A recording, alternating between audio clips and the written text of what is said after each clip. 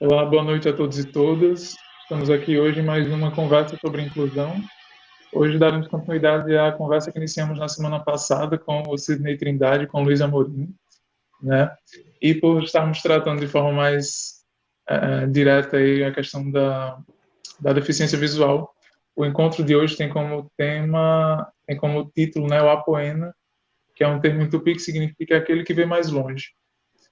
Bom, na semana passada, na segunda-feira passada, né, iniciamos uma conversa com o Luiz e com o Sidney, onde eles expuseram aí, inicialmente um pouco de sua trajetória, né, de sua atuação profissional, objetos de pesquisa também ali um pouquinho, e aí hoje a gente vai se detalhar um pouco mais entre os detalhes. Então, né, de antemão já convido todos e todas a procurarem aí no canal do Sembraim, né, aqui no YouTube, a primeira parte dessa conversa, que foi muito boa, né, e hoje tenho certeza que também será.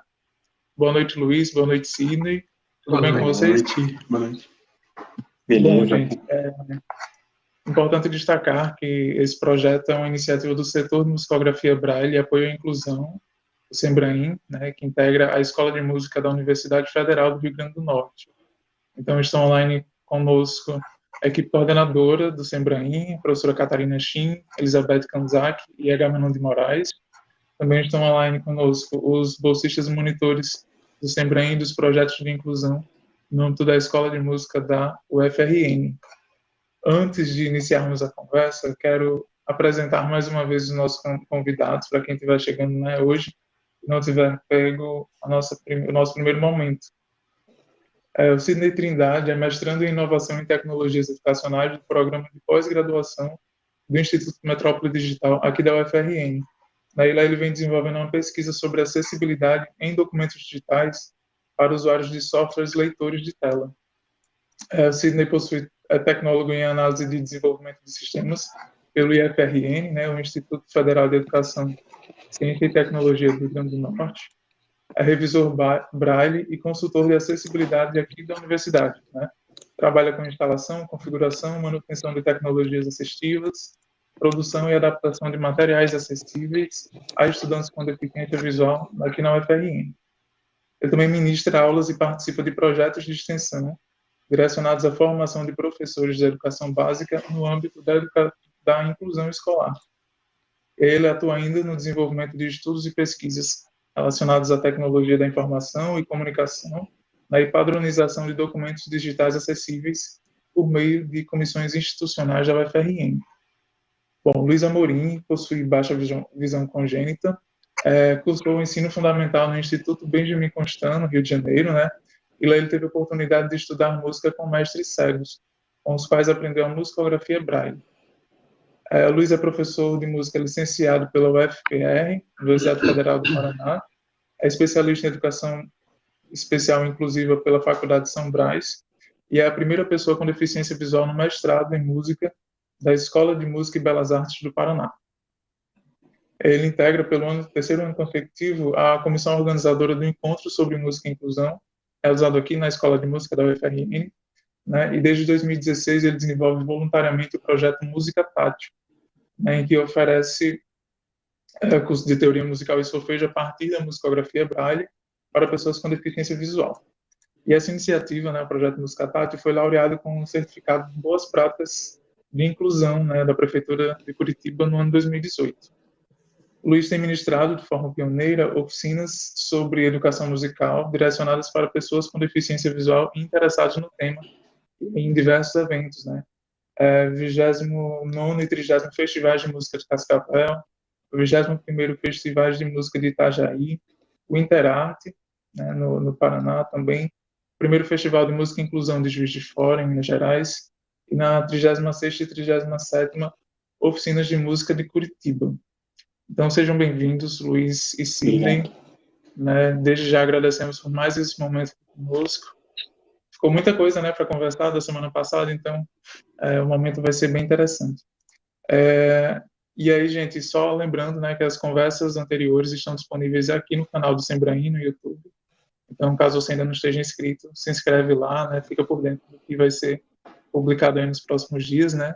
E aí também vale fazer uma retrospectiva, porque já tem muita conversa interessante aqui, tá bom? Bom, na primeira live, né, na semana passada, Luiz e Sidney detalharam aqui um pouco de suas trajetórias, né, dos seus objetos de trabalho, de pesquisa, e aí eu pensei em alguns elementos que me deixaram um pouco mais curioso, né, para saber mais detalhes, saber como é que isso vem acontecendo mais a fundo. E aí eu separei duas perguntas para a gente começar aqui o bate-papo. Queria saber de Sidney. Bom, só contextualizando, né, o Sidney tem uma atuação muito forte aqui na universidade voltada para a adaptação de materiais, né, tornar os materiais de formato acessível para as pessoas com deficiência visual. E esse, inclusive, transita ali como seu objeto de pesquisa na dissertação de mestrado, certo? E aí, esse trabalho passa muito pelas comissões, né, institucionais que vêm trabalhando aí numa normalização desse material, né, em pensar assim, em normas para você escrever esse documento de forma que eles sejam acessíveis para as pessoas com deficiência visual. E aí, Sidney, queria saber de você quais são assim os desafios mais recorrentes nesse processo. A gente sabe que é coisa assim que às vezes se esbarra, né, se depara com detalhes, né, e aí isso acaba se colocando como um desafio realmente a ser superado. E aí eu queria saber como é que isso vem sendo discutido, né, e eu queria que você contasse um pouco desse processo, né, de construção dessa padronização, certo? Vou deixar logo a pergunta para o Luiz, que aí ele vai já pensando aí nem como responder. E aí, contextualizando, né, o Luiz fala, na semana passada ficou muito claro, assim, como o Luiz entende, a necessidade de pensar, de repente, o processo de educação musical a partir das potencialidades, né, do ser humano, a partir das características inerentes a cada sujeito, às vezes, de repente, ali fugindo de uma abordagem mais tradicional, né, isso vai de encontro também a uma carência de estudos e de métodos voltados para o ensino de música, inclusive para jovens e adultos, né? E aí eu queria que o Luiz trouxesse exemplos de como é esse processo criativo, né, no dia a dia lá do projeto Música Tátil. Assim, ele me chegou a mencionar a questão do uso da colcheia, né? Mas aí eu queria que ele trouxesse, de repente, aí mais elementos que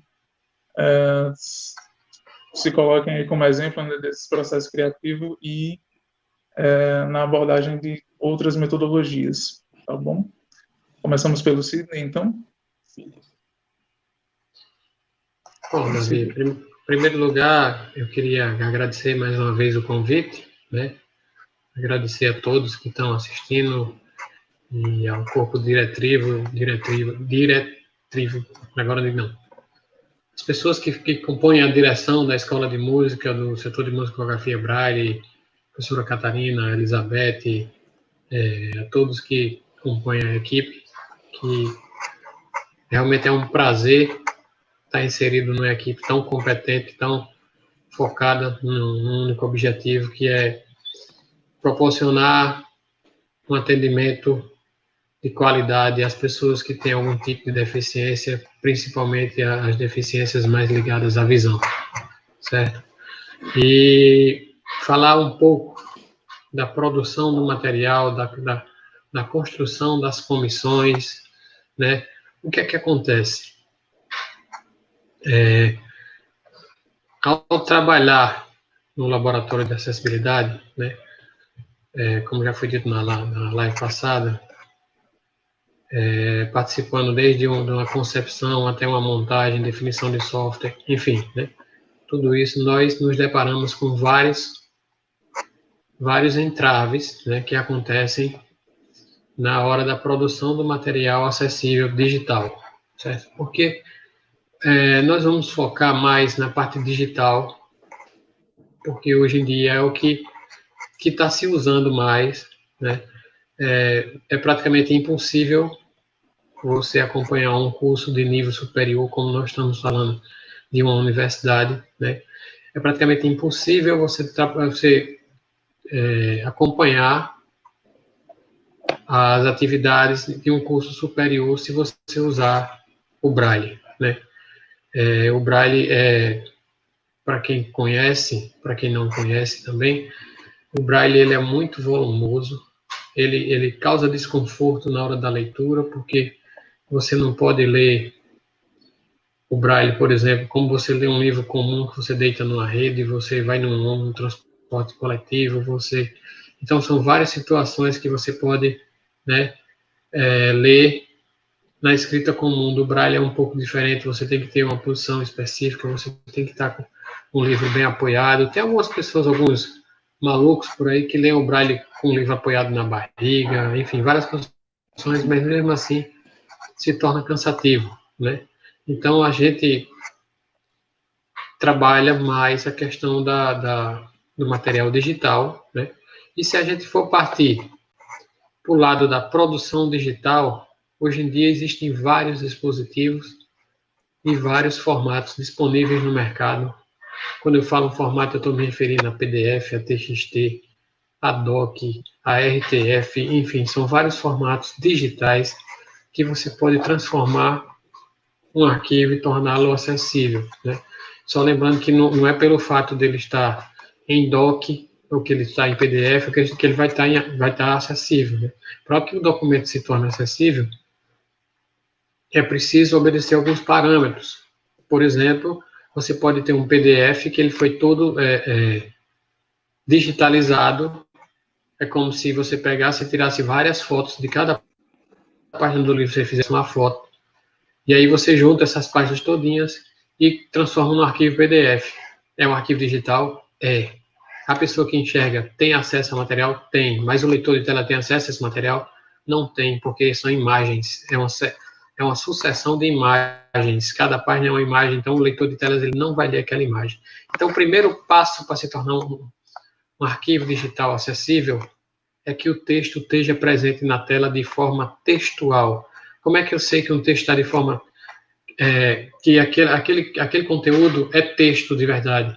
Se eu conseguir selecionar, por exemplo, só uma palavra, só uma frase, só uma letra, né? Então já é o primeiro passo. Se eu abrir um PDF e eu conseguir selecionar só uma palavra, aquele texto ali provavelmente ele vai estar acessível. Mas aí não basta só o texto estar acessível, tem várias outras nuances que a gente tem que seguir para que esse texto, esse material se torne 100% ou 90%, enfim, né? Quanto mais a gente trabalhar em cima desse material, mais acessível ele vai estar. É o quê? Títulos, subtítulos, descrição de imagem, formatação de tabelas, enfim, são vários conceitos, várias configurações que você tem que fazer dentro de um arquivo, né? E para que isso se torne acessível de verdade, nós vimos a necessidade dentro de uma instituição grande como é o UFRN, e aí estendendo essa necessidade para outras instituições a nível de Brasil, talvez até a nível de mundo, não existe uma padronização desse formato, nem tampouco do conteúdo interno que é colocado dentro dos arquivos. Por que formato? Formato você pode entregar em DOC, em TXT, como eu já falei, certo?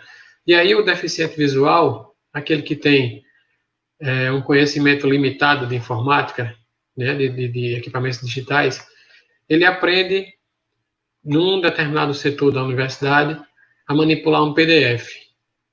Aí o outro setor, ele já acha melhor entregar aquele material em DOC, né? Ele abrir com o Word ou com algum outro editor de texto. Enfim, se você não tiver uma padronização, cada software desse tem teclas de comandos, teclas de atalhos específicas, e tem um modus operandi muito diferente um do outro. E o primeiro passo foi que a gente teria que definir um padrão, né? E aí eu levei a proposta para a direção da Biblioteca Central Zila Mamed, através da coordenadora do laboratório, senhora Érica Guerra, né? Para que a gente adotasse uma padronização. E aí essa proposta chegou na Secretaria de Inclusão e chegou em outros setores, até que essa criação, chegou na reitoria, né? E essa comissão foi criada, né, a nível institucional, com especialistas, pessoas que já trabalham há alguns anos com a produção de material acessível, e foi convidado também alguns usuários com deficiência visual para fazer parte dessa comissão, para a gente definir os padrões, os parâmetros que seriam adotados dali por diante dentro da instituição, né? Quando os trabalhos da comissão se encerrarem, a gente pretende fazer um manual de produção, e aí todos os setores que trabalham com a produção de material acessível dentro da UFRN, né, eles vão passar a adotar esses padrões. Isso vai facilitar muito a vida do deficiente, porque quando ele abrir um PDF, porque já foi definido que vai ser PDF, por que a gente escolheu PDF? Porque os bancos de pesquisa, né, todos os bancos de pesquisa, a portal da CAPES, o repositório institucional, enfim, você pesquisa no Google e outro mecanismo de pesquisa qualquer, o que vem em maior quantidade é PDF. Então, a gente não viu porquê, não viu a necessidade de se adotar um outro padrão, se o PDF já é o padrão mais adotado no Brasil, não sei, talvez no mundo, que a gente não chegou a pesquisar isso, mas a gente fez um levantamento a nível de Brasil, certo? E esse formato, ele permite que você insira acessibilidade de forma razoável e de forma prática, para que todas as pessoas que desejem tornar aquele material acessível, eles possam fazer de uma forma bem tranquila, sem fazer grandes malabarismos, sem ter que trabalhar muito em cima da acessibilidade de um documento, né? E aí a gente conseguiu, né, antes de começar essa pandemia, a comissão já tinha definido todos os padrões, né? E aí agora só falta validar, que a gente pretende fazer uma validação com os usuários, né? Nós vamos montar um documento padrão e vamos convidar alguns usuários com deficiência para que façam o teste e valide de forma prática o que está sendo proposto, para que a gente possa passar a produzir o material dentro da instituição, estabelecendo esses padrões de acessibilidade. Não sei se eu respondi a pergunta, Davi, mas qualquer coisa, estamos aqui. Já, Sidney. Já a gente fala, então, dos desafios, assim, do que vem acontecendo de repente no cotidiano, que, né, se coloca como aspecto mais desafiador nesse trabalho de vocês. Uhum. Pode ser assim? A gente volta agora para o Luiz e aí a gente volta já com esse próximo ponto. Tá? Obrigado, Sidney. Luiz, Obrigado, fala, está Davi. com você. Tá bom o áudio aí? Tá sim. Beleza. Tá sim. Pessoal, boa noite. Obrigado mais uma vez, Sembraim, UFRN, pela oportunidade. E, ao mesmo tempo, quero cumprimentar, né, a Universidade, a Escola de Música, o Sembraim, por estarem criando esse espaço e, ao mesmo tempo, esse registro, né, que, inclusive, vai poder servir de material de consulta, né, na medida em que vai ficar disponível aí, enfim, enquanto o YouTube existir, né, para as pessoas poderem ouvir, examinar, enfim, criticar. Acho que é um registro muito importante. Hoje, com as mídias digitais, né, a ABNT já reconhece a validade de material digital, de mídias, né, então é possível, inclusive, citar, né? Então, cumprimentar o Sembraim por isso. E, enfim, respondendo a questão, bom, eu penso que, não só penso, como acredito, que discutir a educação, né, educação musical, né, vamos dizer assim, a educação de forma geral, mas em particular a educação musical de uma maneira inclusiva, né, considerando a diversidade humana. Por que a diversidade humana? Porque, né, enfim, ao contrário do que talvez esteja colocado no senso comum, todos nós sabemos que a humanidade ela é diversa em todos os aspectos que se possa imaginar, né? Gênero barra sexualidade, etnia barra cor, altura, enfim, dimensões corporais, né? De forma geral, nacionalidade, cultura, língua, né? E isso, toda essa diversidade, ela também vai se manifestar nas formas de ser, nas formas de estar no mundo e nas formas de interagir com as coisas e com as pessoas, né? A gente está acostumado a um padrão sensorial, né? Do ponto de vista dos sentidos, né? Tendo a visão como um sentido principal, entre aspas, né? A visão como um sentido que vem em primeiro lugar na interação com as pessoas e com as coisas, né? Então, enfim, de forma subjetiva, né, de forma intrínseca, toda a construção educacional, toda a construção e, de forma geral, né, então toda a construção em educação musical de forma específica, ela tem se construído mediada através das mediações do sentido visual. A partir da visão, se alcança os demais sentidos, né? Mas,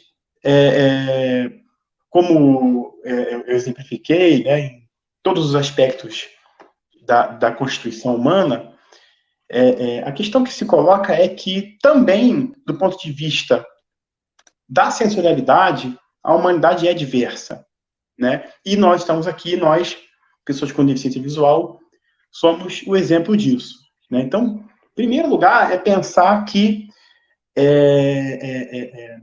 aqui, na educação musical, na educação de forma geral, na educação musical de forma específica, tá? A deficiência visual, ao contrário do que o termo oficial preconiza, não, ela não é um defeito, ela não é um problema, ela não é, enfim, uma barreira de forma geral. Não. Deixa eu calar a boca do meu toque dele. Calou. A deficiência visual, ela é uma característica humana, tal como é todas as demais, né, que eu exemplifiquei, tá? Nós não temos que discutir aqui, problematizar o motivo da deficiência visual. Isso não nos cabe. Isso aí cabe à medicina, à oftalmologia, à fisioterapia. Nós, na educação, de forma geral, né, na educação musical de forma específica, não temos que nos debruçar sobre isso. O que nos cabe é como que nós vamos garantir que essa pessoa possa aprender tudo que se refere à música, né? Então, a deficiência visual, ela passa a ser uma característica, né? E, como tal, nós precisamos compreender como que se dá, né, enfim, como que se dá a forma de ser e estar no mundo dessa pessoa, a forma como essa pessoa interage com as coisas, com o mundo e com as pessoas. Ou seja, nós estamos falando da cognição, né? Como que isso é a base, eu penso que é a base, é o fundamento, é o chão da discussão sobre educação de forma geral e educação musical de forma específica. Então, compreender a cognição da pessoa com deficiência visual é um aspecto fundamental, porque essa cognição ela vai se distinguir da cognição da pessoa que enxerga, da pessoa vidente. Fundamentalmente pelo fato de que a pessoa vidente ela tem a visão como seu sentido, entre aspas, prioritário, né? E já a pessoa com deficiência visual, nós vamos ter dois sentidos que se entrecruzam, que é o tato e a audição. Então, nós temos que pensar na educação de forma geral, na educação musical de forma específica, como que funciona o processo de aprendizado, de ensino-aprendizado, nas condições do tato e da audição em seus entrecruzamentos, porque são dois sentidos que interagem. São duas plataformas sensoriais distintas que se interagem imediatamente, né? Na visão, nas condições da visualidade, a visão ela vem primeiro, mediando, ou seja, abrindo caminho para os demais. Já nas condições da pessoa com deficiência visual, é o tato e a audição que vão trabalhar paralelamente, ao mesmo tempo, simultaneamente, interagindo, construindo a percepção, né? Construindo a percepção. Então, esse ponto de vista, ele é o fundamento para que se possa conceber desde o começo, desde a origem, a abordagem educacional, né? Eu penso que a gente tem uma dualidade a partir de como que você trata o material, de como que você trata a metodologia, né? Eu penso que quando a gente fala adaptar, nós estamos pensando assim, a gente tem um material, ou a gente tem uma abordagem, uma metodologia que foi concebida nas condições da visualidade. E nós queremos trazê-la, esse material, para a pessoa com deficiência visual. Ok.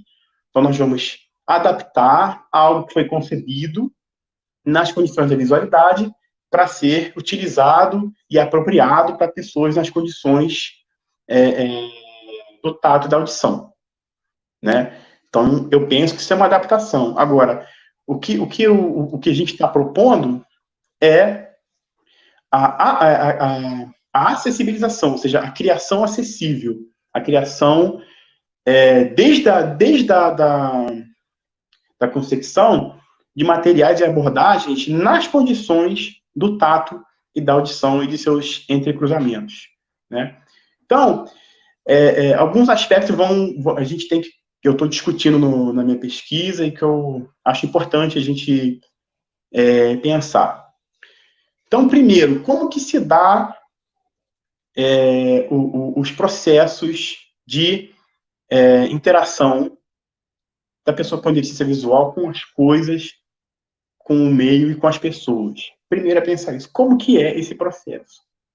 Né? Então, é uma discussão que teria que se desenvolver para explicar isso, né? Porque a pessoa com deficiência visual, como nós utilizamos o tato e a audição, então os órgãos desses sentidos vão entrar na frente, vão estar na frente do processo. Então, as mãos vão mediar o dedo, a barriga do dedo, o dedo, a mão, né?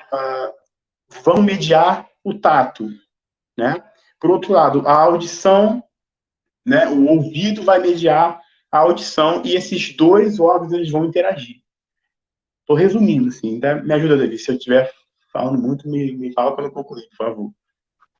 Tá bom? Tranquilo, Luiz. A seguir, né? O segundo passo, entender como que esses processos de interação com as coisas e com as pessoas, eles vão se corporificar. Ou seja, nós vamos ter que entender, pensar que essas modalidades de interação, elas vão se manifestar através do comportamento. E isso é um tabu na educação especial. Porque o comportamento corporal, a maneira como a pessoa se comporta, né, reflete o processo cognitivo ali em operação, né? Então, entender que, sim, a pessoa com deficiência visual, por exemplo, se vê um deficiente visual com a cabeça baixa, às vezes ele inclina a cabeça, por quê? Porque é um problema de postura? A fisioterapia vai dizer que sim, né? Mas na educação, a gente pode relativizar esse pensamento, porque se o nosso sentido, um dos nossos sentidos prioritários é a audição, ora, pois, nós precisamos otimizar a nossa audição. Então, às vezes, um inclinar de cabeça significa um processo de seleção sonora. A gente está focalizando alguma coisa auditivamente. A mesma coisa, às vezes a pessoa com deficiência visual, ela anda com a mão para frente, né? Ou ela anda arrastando o pé, às vezes, entende? Ele chega nos lugares, ele passa a mão, chega num balcão, passa a mão. O que é isso? Né? Eu, quando era criança, eu era criticado pela minha família, que, enfim, minha família não tinha entendimento, porque eu ia nos lugares e queria apalpar as coisas. Né? Por que isso? Porque o apalpar é o meu processo de estabelecer uma relação com as coisas, relação tátil. Então, o comportamento ele reflete a cognição, ele reflete os processos cognitivos. Depois disso, nós vamos pensar efetivamente no processo de educação, como se dá, então, o processo, os processos e as dinâmicas de transmissão e recepção de conteúdos, de informação, né? E aí nós vamos ter uma interface com o trabalho de Sidney. Por quê? Né? Vamos voltar naquele tema, né? Toda a produção de estratégias, metodologias e materiais tem se produzido nas condições da visualidade, assim como também as abordagens em sala de aula dos professores são pensadas assim. E agora nós estamos numa dimensão onde a visualidade não tem efetividade, né? Então, dois recursos, né, até o momento, na minha pesquisa, têm se destacado. Primeiro, a descrição, né, que, aliás, já alçou status de profissão, né, na audiodescrição. Então, como que nós vamos descrever, como e quando? A gente tem que pensar como e quando nós vamos descrever algo para uma pessoa com deficiência visual, né? Então, a descrição, ela não é um recurso empírico que você simplesmente aplica aleatoriamente, né? Não, ela tem que ser pensada, ela tem que ser planejada para ter efetividade. Segundo, né, o que eu estou chamando no meu trabalho de mediação cognitiva. O que é mediação cognitiva para mim? É quando... Ah, meu Deus. Espero que meu editor não descarregue. Isso. A mediação cognitiva é quando o professor ele quer fazer uma demonstração, ele quer mostrar algo para o estudante, ou ele quer demonstrar algo para o estudante, né? E ele conduz a cognição do estudante, né? Através do manuseio, do direcionamento da mão do estudante, do dedo do estudante, da mão ou do corpo do estudante. Esse processo é um processo em que você conecta a cognição do professor com a cognição do estudante. São dois cérebros que passam a se interconectar. E o professor, ele tem que saber como processar essa operação. Não é um procedimento empírico, aleatório, não. Também tem que ser planejado, demanda experiência, porque cada um é um, né? Não pode ser generalizado, cada um é um, né? Então, o professor, ele tem que, enfim, ter um tempo de experiência com o estudante, ou com os estudantes, ele tem que aprender como direcionar, como manusear, como direcionar o corpo do estudante. Né? Então, são muitos aspectos que vão configurar, que vão compor uma abordagem que seja inclusiva nas condições da pessoa com deficiência visual dentro da concepção. E respondendo o questionamento do Agamenon com relação do Davi, perdão, com relação à música tátil, se o tempo ainda permite, Davi. Permite sim. Tá. Como é que a gente, por exemplo, um dos dilemas da educação musical para pessoas com deficiência visual hoje é como aplicar e se aplicar as metodologias ativas da educação musical. Estou falando de todos os autores a partir de Dalcroze, né? Estou falando de Swanwick, estou falando de Williams, estou falando de Kodaly, estou falando de Orff, todos esses autores, Suzuki, são abordagens, metodologias que têm moldado a educação musical atual, têm construído, né, e têm direcionado a educação musical contemporânea no sentido do momento de abordagens ativas, né? Entretanto, são abordagens que se desenvolveram nas condições da visualidade.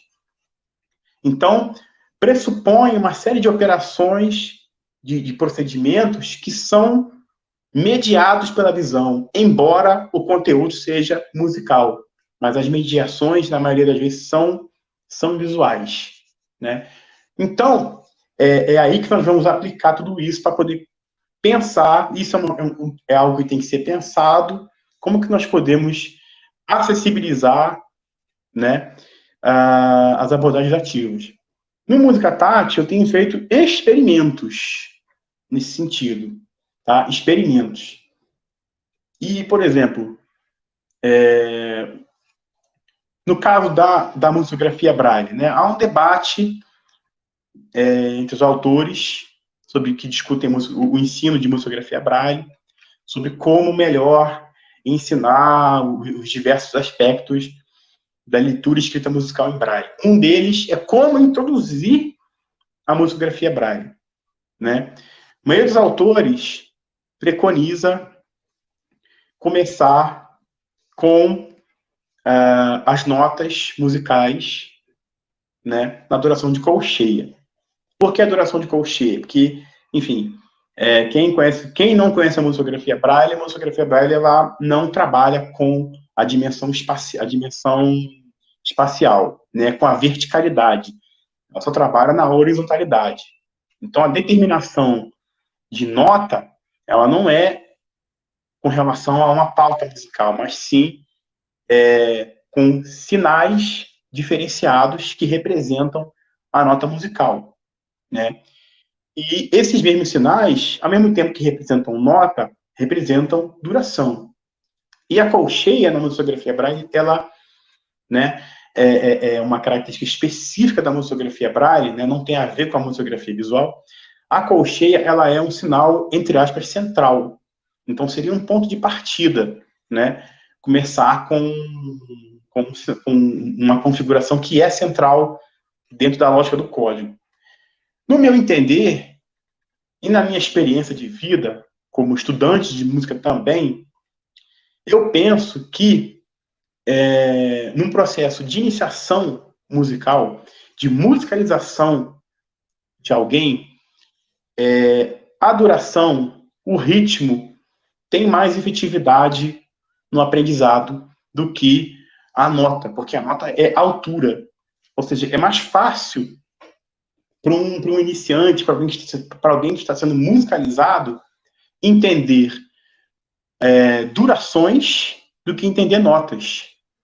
Então, no Música Tátil, eu tenho experimentado começar não com as notas em colcheia, mas sim com as durações, com as diferenças de durações. Inclusive porque isso oportuniza, né, introduzir aquilo que vai ser o diferencial, um dos diferenciais na grafia musical, que é como que se estrutura as durações na musicografia Braille, né? Então, a pessoa já aprende que a semínima vai inserir o ponto 6, aprende que a mínima vai ser o ponto 3, a semibreve os pontos 3 e 6 embaixo da nota, e assim sucessivamente, né? Depois disso é que eu introduzo as alturas, né?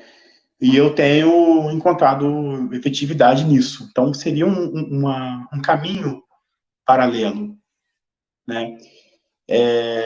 Entende? Seria um caminho paralelo. Não sei como é que está o tempo, mas com relação à questão das colcheias, seria isso. Sim.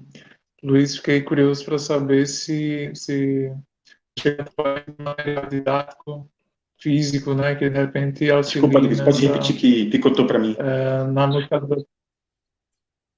Sim, não, se vocês chegaram a trabalhar em algum material físico, algum material didático físico, né, ou tátil, Olha, algo o desse Música tipo. Tátil, ele é um projeto que acontece de maneira absolutamente desestruturada, tá? A gente não conta com suporte nenhum, entende? Então, eu não tenho condições, não tenho meios, não tenho nenhum tipo de suporte para produzir material didático, entende? Não tenho nenhum suporte. Então, o meu recurso é trabalhar com as pessoas, abordagens, por exemplo, trazendo músicas que trabalham as durações, as diferenças de durações, né?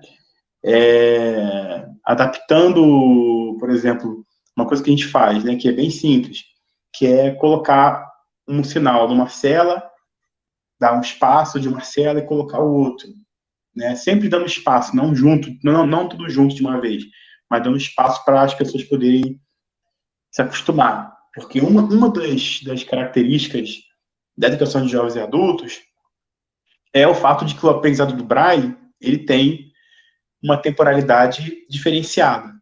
Então, a gente tem que acolher as condições de aprendizado das pessoas, né, nas diferentes faixas etárias. Então, às vezes, para um adulto, ler caracteres de Braille um do lado do outro é difícil. Né? Então, você tem que dar um espaço para que a pessoa possa compreender e, progressivamente, você vai aproximando esse espaço, aproximando as notas. Entendi. Obrigado, Luiz. Imagina. Sidney, tem outra coisa, além dos desafios aí que eu tinha ali provocado inicialmente, queria que você falasse um pouquinho sobre esse processo de criação dos vídeos tutoriais. Davi cortou, não entendi. Processo de criação dos vídeos de quê? Davi? Sidney, queria aproveitar, antes do Davi voltar, espero que ele demore um pouquinho, para te perguntar o seguinte, com relação à adaptação de documentos digitais, você falou que um dos indicativos de que o documento está acessível para pessoas com deficiência visual, através de leitores de tela, é quando o texto do documento pode ser selecionado, certo? Eu perguntaria o seguinte para você, porque eu acho, e aí talvez o Davi, se voltar, pode me esclarecer isso, quando você pega o mouse, mesmo que se for imagem, o mouse, eu pergunto para vocês também, Sidney, o mouse, ele não consegue selecionar dessa forma, ou não? Não, né? Se for imagem, você tenta... Você abre uma página PDF, sim, certo? Aí é uma fotografia de uma página de um livro. Certo. É uma imagem, correto? Uhum. E aí você tenta selecionar com o mouse, você não consegue selecionar só um caractere dentro daquela imagem. Ele seleciona a imagem toda, entendeu? Você não consegue selecionar só uma palavra, só uma linha, não, ele seleciona tudo. Ele não é fracionado, né? Mas enquanto o Davi volta, eu vou Voltei. respondendo um pouco a sua pergunta, Davi. O processo de criação de um material digital acessível, certo? Se ele vier num material físico, um livro, uma apostila, alguma coisa nesse formato, certo? Você precisa primeiro digitalizar ele. Você bota num scanner comum, pode ser um scanner dessas impressoras multifuncionais que se vende no mercado a preço de coco, né? O povo diz a preço de banana, não diz a preço de coco, para ficar diferente, né? E aí você pega esse material, você joga numa impressora dessa, comum, porque a resolução para você digitalizar texto é 350 pontos por polegadas, PPI, né? E você, depois dele ser digitalizado numa outra fotografia, você passa um programinha que é chamado de OCR, que traduzindo é reconhecimento óptico de caracteres. Esse programa, ele vai fazer o rastreamento daquela imagem e vai tentar separar o que é texto do que é imagem, certo? Aí o primeiro desafio que a gente encontra nesse processo. Nem sempre a qualidade de impressão é boa o suficiente para que esse OCR, que é um processo totalmente automatizado, ele consiga separar corretamente as letras da imagem, certo? Extrair o texto daquela imagem. E aí isso ocasiona erros, trocas de letras, né? Aí tem algumas xerox que não tinham a xerox de boa qualidade, tem algumas pessoas que pegam o livro que não é deles, né? Que brasileiro é um ser muito bem educado, né? Ele não desenha coraçãozinho e flechazinha de cupido e eu te amo nos livros que não são deles, né? Seria, né, um sonho que se isso não acontecesse, mas isso infelizmente acontece. Você pega o livro da biblioteca pública, que vai ser usado por várias outras pessoas, e você bota lá, eu amo fulano, desenha um coraçãozinho e bota uma flecha de cupido, né? Isso tem muito, a gente pega muito. E essas informações, elas passam pelo OCR e se transformam em texto que vai ser lido pelo NVDA, pelos leitores de telas, certo? E aí o primeiro desafio que a gente encontra é exatamente o tempo, né? Porque dependendo da qualidade dessa impressão, dependendo da qualidade dessa xerox, dependendo do quanto esse material está envelhecido, o processo de OCR vai deixar mais ou menos erros para que uma pessoa que enxergue, uma pessoa física, daí deixa de ser um processo digital para ser um processo físico mesmo, alguém vai botar a mão na massa e vai ler aquele produto do OCR, comparando com o original e trocando possíveis imperfeições, certo? Algum I maiúsculo vira 1, algum O vira 0, enfim, são várias coisas que podem acontecer nesse processo. E está lá o nosso bolsista, que vai fazer essa revisão letra a letra, palavra a palavra, linha a linha, né, de todo o texto. Né? E aí, vencido esse primeiro desafio, nós encontramos outro desafio, que é justamente o conhecimento que esse bolsista tem que ter. Porque esse mesmo bolsista, essa mesma pessoa que trabalha com a produção de material acessível, ela vai precisar, em alguns momentos, fazer descrição de imagens, né? E aí, porque as imagens não são reconhecidas pelo OCR, o OCR só reconhece texto, mas se você tiver uma imagem que seja fundamental para a compreensão daquele conteúdo, essa imagem precisa ser descrita. E aí você tem um conteúdo da área tecnológica. Se o seu bolsista for da área humanas, ele não vai entender nada daquela o que é que aquela imagem quer dizer. Ele não vai saber qual linguagem aplicar. Às vezes, um quadradinho na área de humanas não é um quadradinho na área de informática, por exemplo, pode ser uma classe, pode ser um projeto, um produto de uma UML da vida, né? Quem conhece sabe do que eu estou falando. Mas, enfim, existe uma linguagem específica de cada disciplina, de cada área, certo? E aí, na hora que você vai montar uma equipe, você precisa ter pessoas, né, de várias áreas para, na hora da distribuição desse material, desses textos que chegam para ser adaptados, você destinar aquele material àquela pessoa que domina mais ou menos, né, porque a gente não pode ter 100%, se a gente pudesse ter uma pessoa trabalhando de cada área, de cada curso, seria o ideal, mas isso infelizmente não é possível, né, porque são vários cursos de várias áreas. A gente tem, dentro da escola de música, a gente tem um setor específico de produção de material que são voltados para a demanda da escola de música. Porque as pessoas que trabalham no SEBRAIN, que é o setor de musicografia, braille e inclusão, elas têm que dominar a teoria musical em braille, porque vai aparecer muita demanda lá, né, com certeza, de material que contenham pautas, que contenham trechos musicais, certo?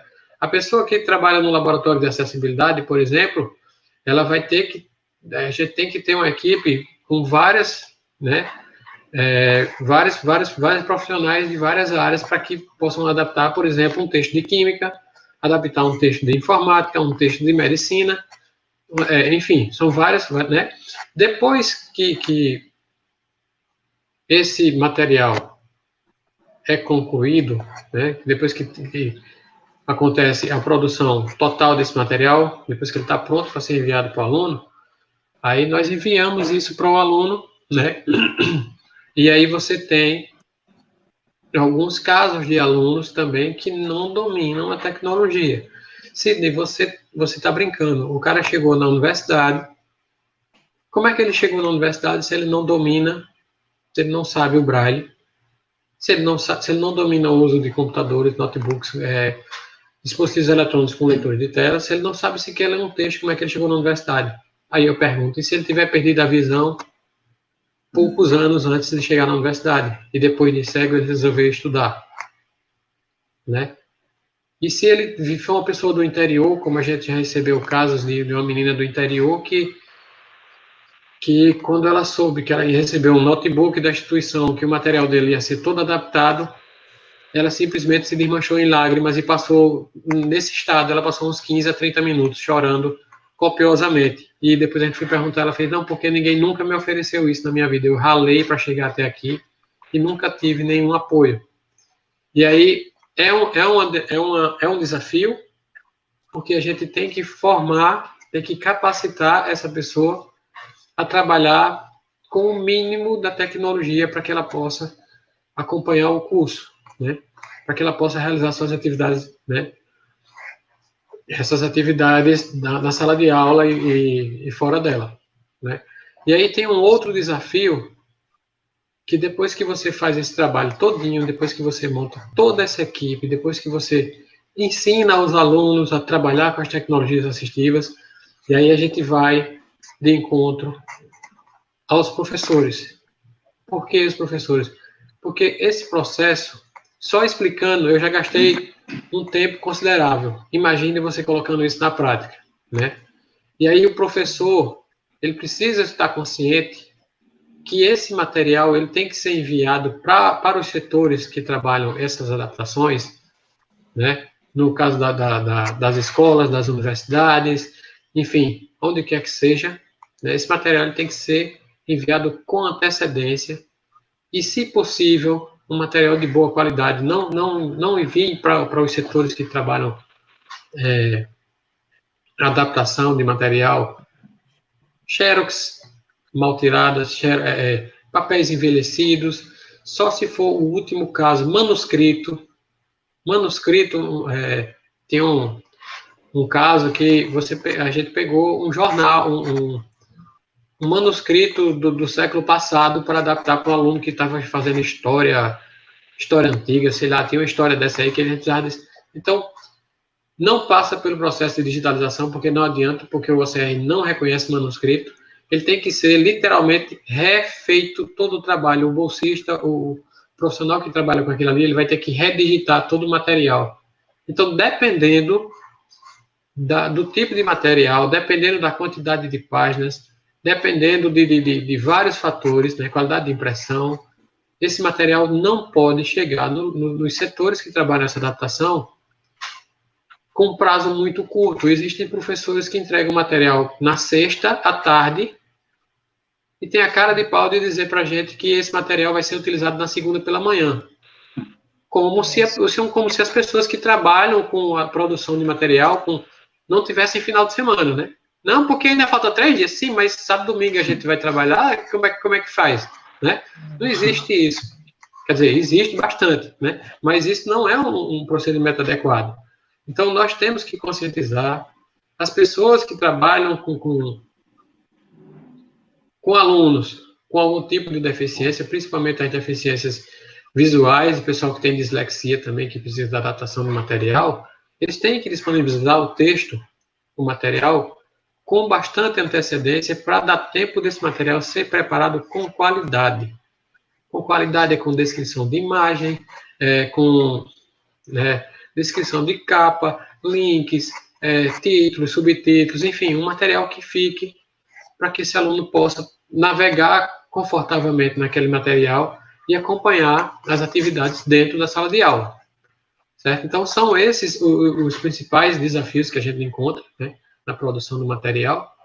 E, assim, seria muito bom, como o Luiz falou, né, que esse material ele já nascesse acessível, né, na hora da concepção, na hora que as editoras fossem produzir os livros, né, existe até um artigo no Estatuto do Deficiente, que é a Lei 13.146, se eu não me engano é o artigo 63 ou é 83, que diz que cabe às instituições, né, de ensino superior, as instituições de ensino, prover mecanismo para evitar a participação de editoras em licitação que não ofereçam material acessível.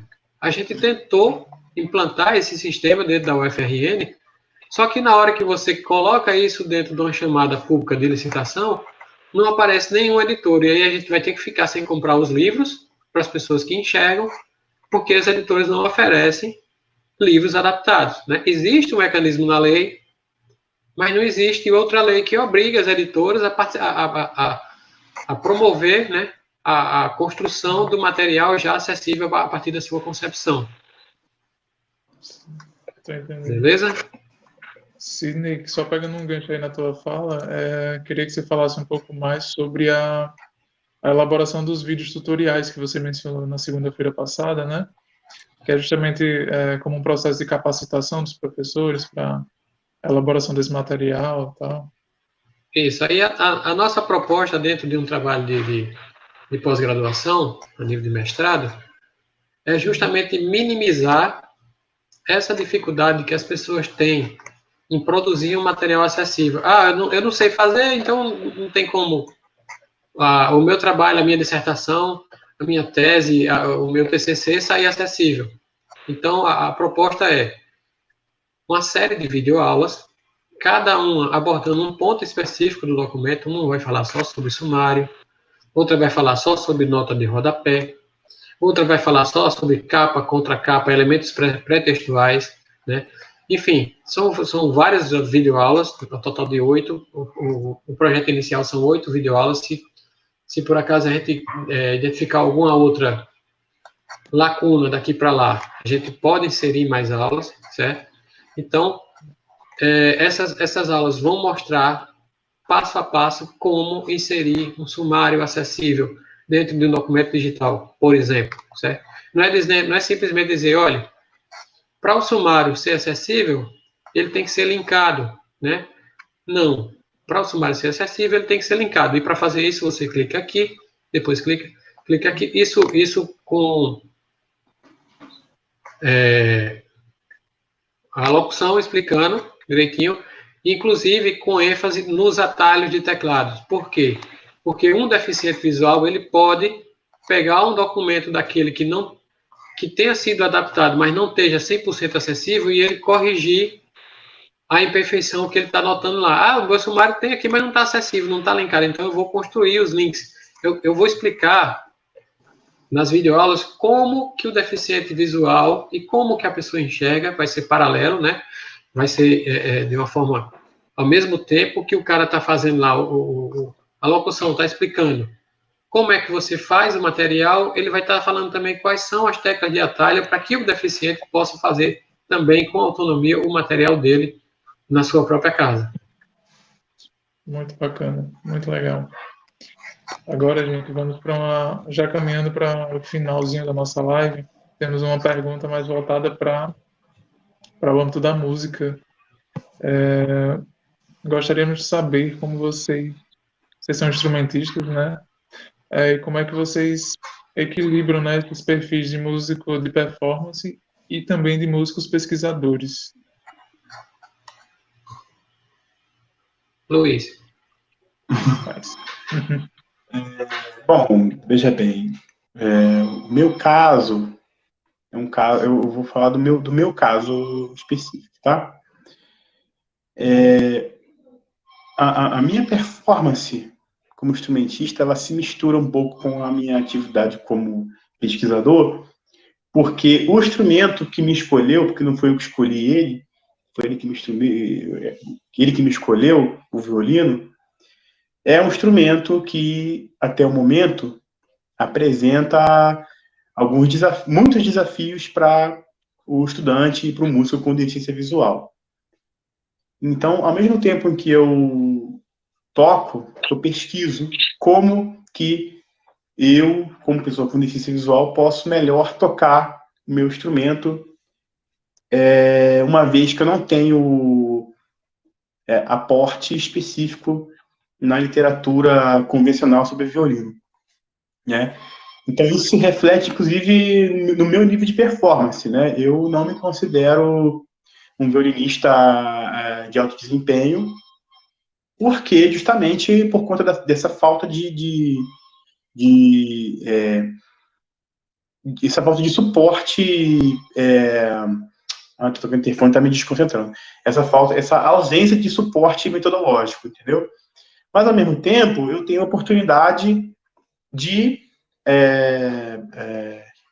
estudando e tocando, desenvolver estratégias que promovem o meu desenvolvimento técnico, o meu desenvolvimento performático individual. Experiências essas que eu tenho a oportunidade de compartilhar com outros músicos e outros violinistas com deficiência visual, entendeu?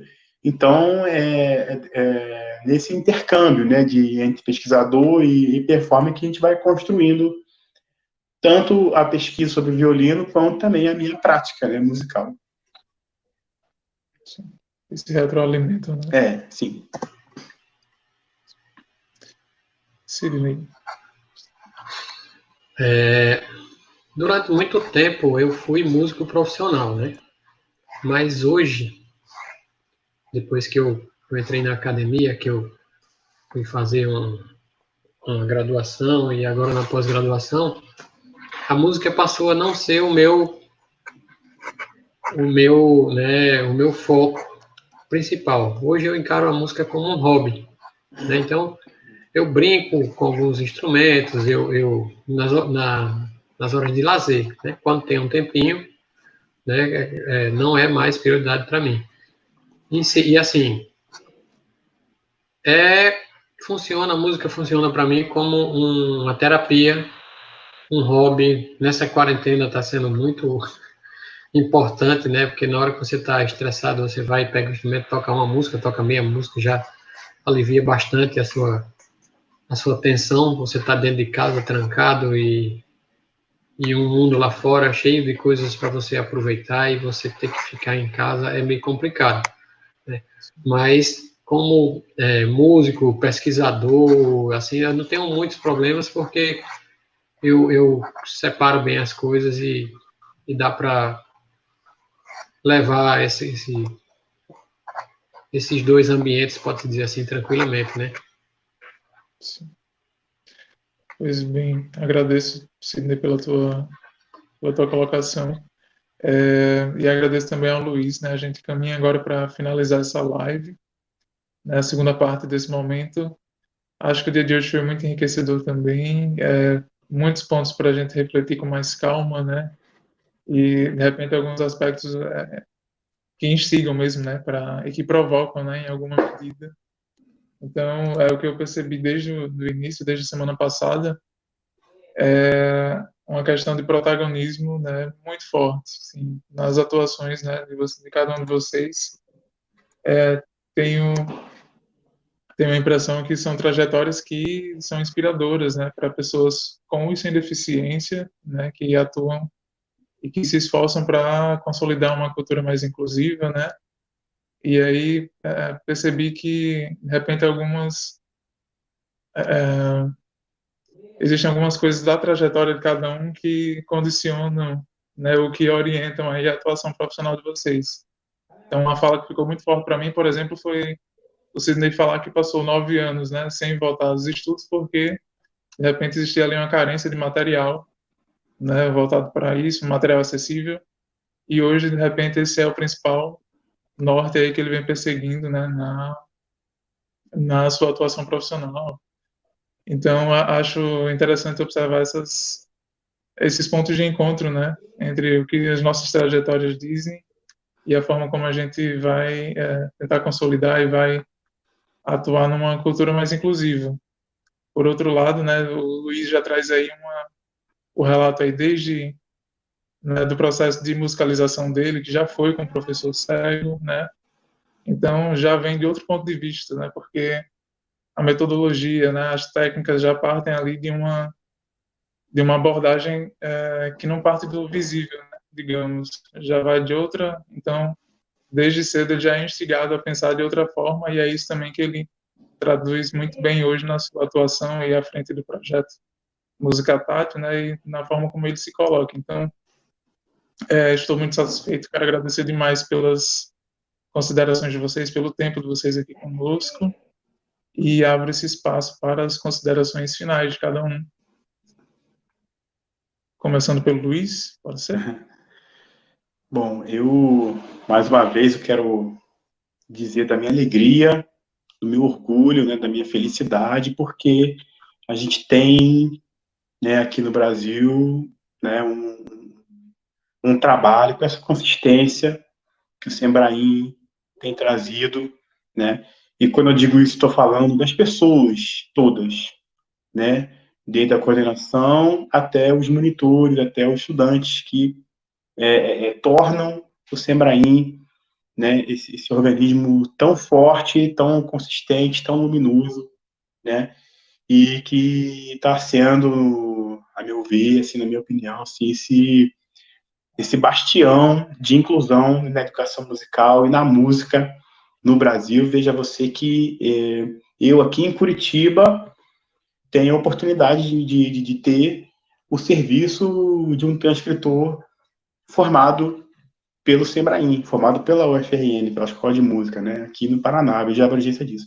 Então eu agradeço muito pela oportunidade, como pessoa, como profissional, né, de estar participando disso, de estar tendo, podendo ter um papel de protagonismo em todo esse processo. Agradeço demais, gente. Valeu. Obrigado, Luiz. Sidney. Primeiro eu queria agradecer o convite a todo o corpo que acompanha o Sembraim, aos meus colegas de trabalho. Eu não vou citar nomes aqui, porque senão eu vou esquecer algum. Para mim são todos especiais, porque não é porque são especiais porque tem algum tipo de deficiência, não, né? Porque o povo tem mania de chamar as pessoas com deficiência de pessoas especiais, mas eles são especiais porque trabalham com carinho, trabalham com amor, né? Produzindo um material para que as pessoas possam sair de um mundo que o mundo inseriu os deficientes, né? Fica até redundante, de um mundo que o mundo inseriu.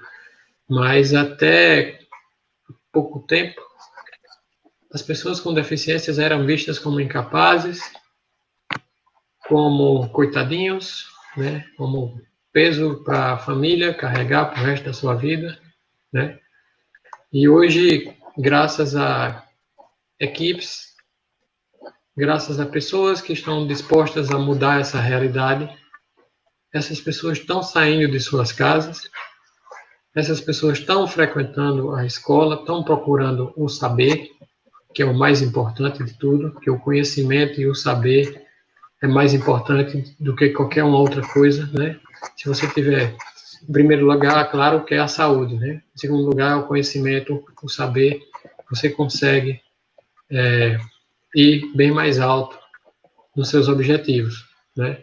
E essas equipes que trabalham, seja a nível de UFRN, seja a nível de Natal, de Rio Grande do Norte, de Brasil, que trabalham com essa adaptação desse material, elas estão de parabéns, porque elas não estão dando o peixe pronto, elas estão ensinando as pessoas com deficiência a pescar e aí atrás do seu lugar em uma sociedade tão preconceituosa que vem, né, se desenvolvendo ao longo dos anos, tá? Então, mais uma vez, meu agradecimento à equipe de produção dessas videoaulas, meu agradecimento a todos que compõem a Escola de Música da UFRN, ao setor de musicografia Braille, à Secretaria de Inclusão e Acessibilidade, aos setores que trabalham com produção de material acessível dentro da UFRN, e, claro, não podia deixar a própria UFRN. Tá? Então, um abraço a todos, espero ter contribuído para um mundo melhor, para as pessoas que têm algum tipo de deficiência que queiram entrar em uma universidade e dali partir para o mercado de trabalho. Muito obrigado. Nós que agradecemos, Sidney. Com certeza está deixando o mundo melhor, não tenho dúvidas. Pessoal, só duas informações rapidinho. Na quarta-feira teremos o segundo momento de conversa com Kalinka e Liana, né, conversando sobre a inclusão das pessoas com transtorno do espectro autista, certo? Então, mesmo horário, 21h30. E aí convido mais uma vez, né, a vasculharem o canal do Sembraim no YouTube, né, reverem as lives anteriores. Nós estamos também providenciando as legendas para essas primeiras lives, então isso está em processo de execução, certo? Logo, logo estará disponível lá para as 10 primeiras lives, né, os 10 primeiros vídeos. Então é isso, eu agradeço mais uma vez pela presença de todos e todas. Espero que fiquem bem, né? E se possível, fiquem em casa. Até logo. Tchau, tchau, gente. Obrigado. Valeu, Luiz. Valeu, Sidney.